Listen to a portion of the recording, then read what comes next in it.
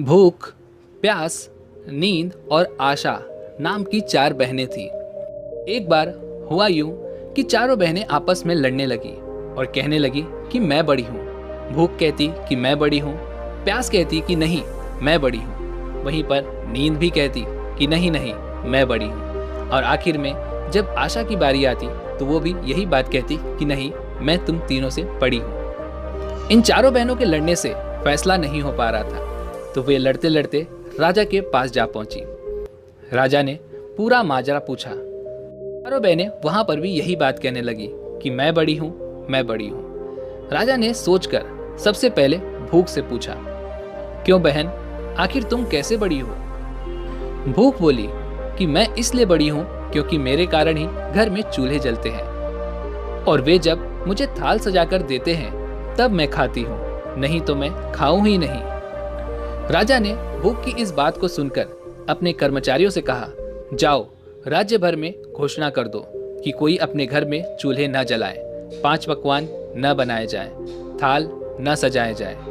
भूख को जब भूख लगेगी तो वो क्या करती है ये मैं देखना चाहता हूँ। इसी तरह सारा दिन बीत गया, आधी रात बीत गई। भूख को भूख लगने लगी, वो चारों तरफ खाना खोजने लगी, लेकिन भूख को खाना कहीं नहीं मिला।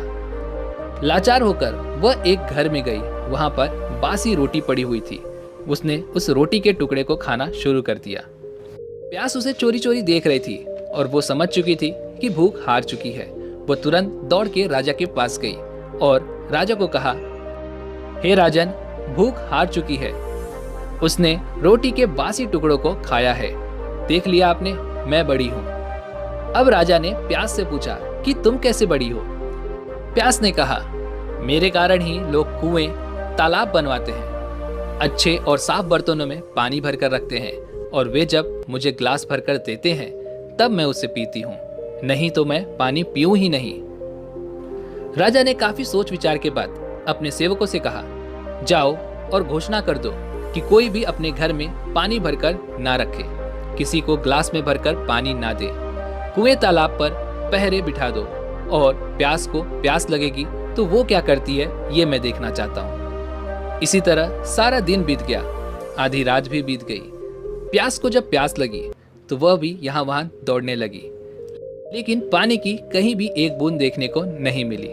लाचार होकर वह एक ताल पर झुककर पानी पीने लगी। ये सब होते हुए नींद देख रही थी और नींद तुरंत दौड़कर राजा के पास पहुंची और राजा को बताया कि हे राजन, प्यास हार चुकी है, वह ताल में झुककर पानी पी रही है, तो आपने देख लिया कि मैं बड़ी हूं। इस पर राजा ने कहा कि आखिर तुम कैसे बड़ी हो?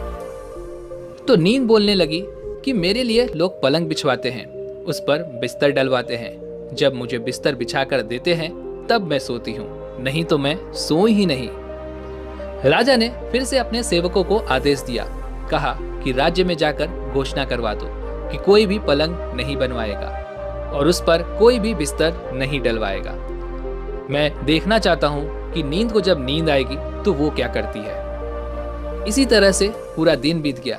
दिन तो ठीक ठाक रहा, लेकिन जब आधी रात हुई तो नींद को नींद आने लगी और नींद ने यहाँ वहाँ खूब ढूंढा, लेकिन उसे बिस्तर कहीं नहीं मिला। हार कर वो उबड़ खाबड़ जमीन पर ही सो गई। ये सब होते हुए आशा ने देख लिया और वो दौड़कर राजा के पास पहुंची। उसने राजा से कहा कि हे राजन, नींद हार चुकी है, वह उबड़ खाबड़ जमीन पर ही सो रही है। अब तो आपको समझ में आ चुका होगा कि चारों में से बड़ी मैं हूं। राजा ने पूछा कि तुम कैसे बड़ी हो, वो भी बता दो।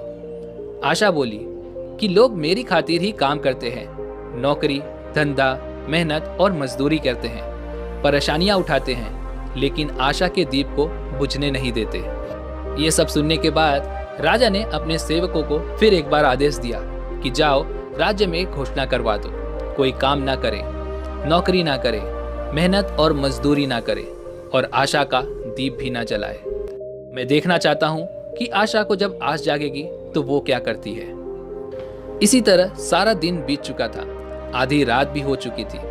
आशा को आस जगी, वह यहाँ वहाँ भटकने लगी, लेकिन चारों तरफ अंधेरा छाया हुआ था। सिर्फ एक कुम्हार टिमटिमाते दीपक के प्रकाश में काम कर रहा था। वह वहां जाकर टिक गई और राजा ने देखा कि उस कुम्हार ने जो दिए बनाए थे, इस आस में कि वो सोने के हो जाएं, वो सोने के हो गए। सोने के दिए में रुपए की बाती तथा कंचन का महल भी बन गया। जैसे उसकी आशाएं पूरी हुई, वैसे सबकी हो। कामनाओं के दीप बुझ जाए तो अच्छा है, लेकिन आशा का दीपक कभी बुझने नहीं देना चाहिए। हालात कैसे भी हो, यही दीपक ऐसा है जो जीवन को प्रकाशित करने के लिए जूझने का हौसला देता है।